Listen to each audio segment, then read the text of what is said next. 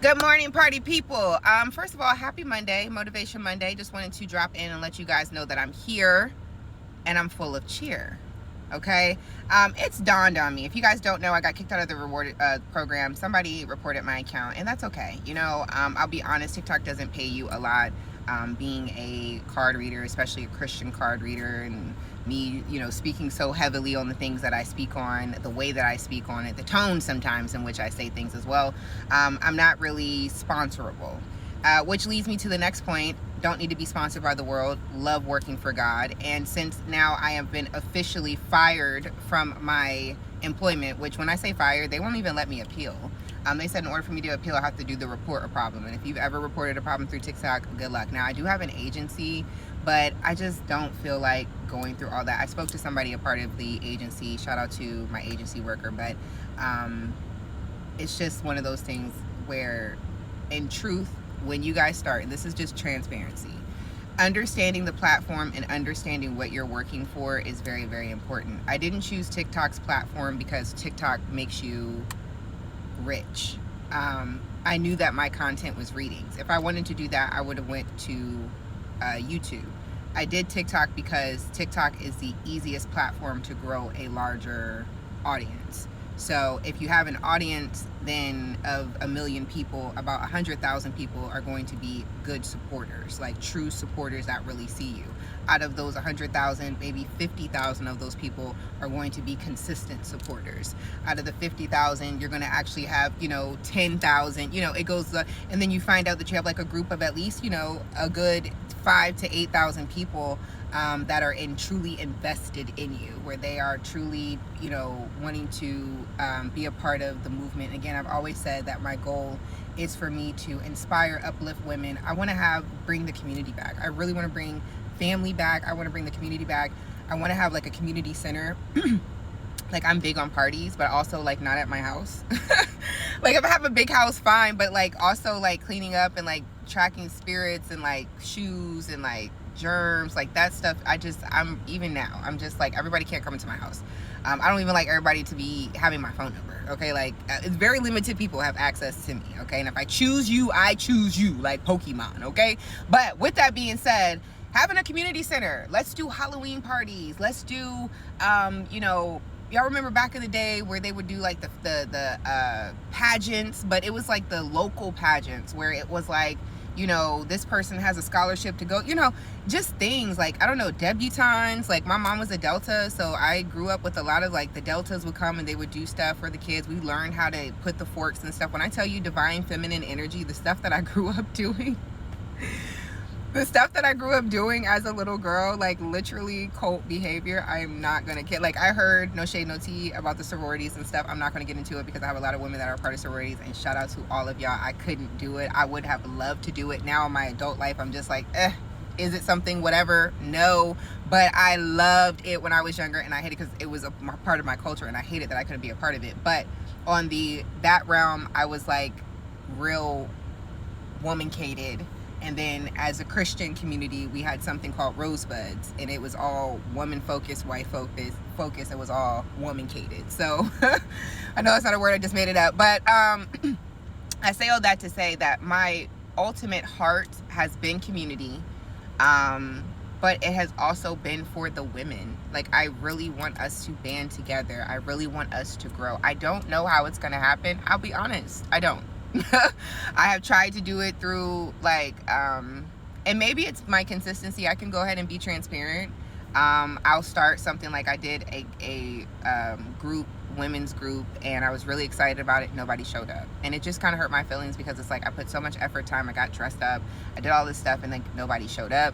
I didn't even nobody said anything. But I think for sometimes you guys on the outside looking in are like, oh, 25K, that's a lot. And so she probably, oh, she doesn't need but really 25K, especially on a platform where people are looking for readings and stuff, it really doesn't equate to too much. And I'll just be honest, TikTok kicking me out the rewards program, I probably only lost like $20, if that. And I'll say strictly from, because I still get paid from lives. I still get paid from, subscriptions. If I were to be able to open up subscriptions, I could still do that. I just can't be a part of like them saying, oh, 1,000 per view, this is what now you pay. So again, if you guys look at my videos, sometimes I'll hit 1,000 on a video. Obviously that one I'm gonna most likely be getting paid for, but a lot of them it wouldn't be 1,000. So it's like I would probably get $4. Like most of my stuff was organic support. Most of my or is, it still is organic support. Most of what I get is through the readings, the work. Like I spend a lot of work doing the readings, guys, and I know you guys complain about the prices and stuff, but even in the longer readings where it's like $75, like I'll send you guys like over an hour and some change worth of the readings. Like I enjoy what I do when I can do it, because I'm also a person and I also have feelings and I'm also drained sometimes and I'm also going through life. But ultimately my big moving forward, like my big goal is to create this community. And so I'm fortunate to be able to have, like, again, getting fired from TikTok, come back to the center of this, and now curating and moving forward into creating more personal content, more intentional content for you guys, but also doing it where I can build both on my TikTok and my YouTube. I was struggling with that because YouTube's where the money is. I ain't gonna hold you. I've been trying to get a podcast. Like when I say I've been trying to get stuff, once you get that, and I already got 1,000, so it's already like I already have a channel where I've already met the requirement. That's the hardest thing, like how you get 1,000 views or how do you get 1,000 subscribers, because people don't want to subscribe. Cool, I already got it.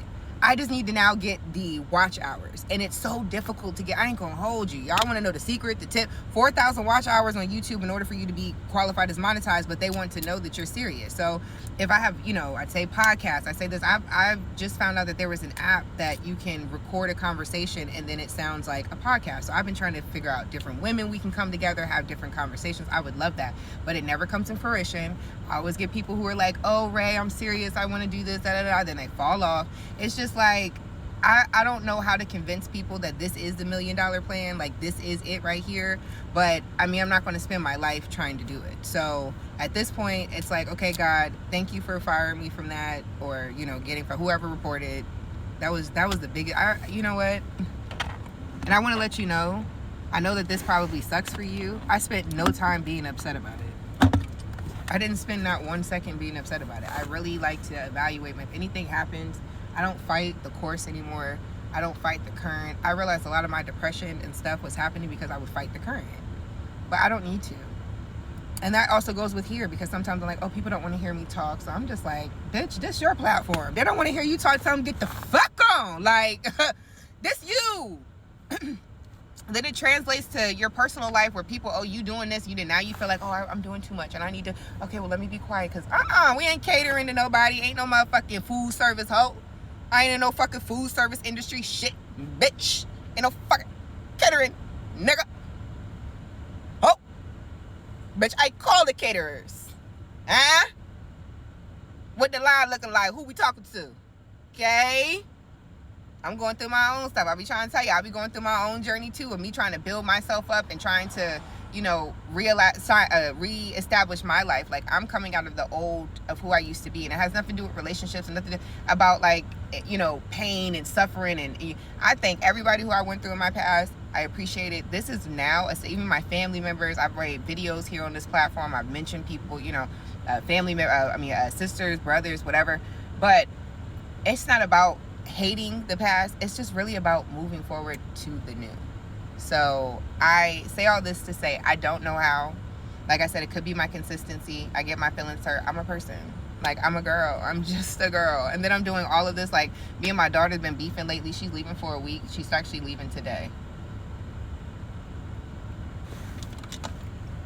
She's going to her dad's house today. Because they're leaving tomorrow.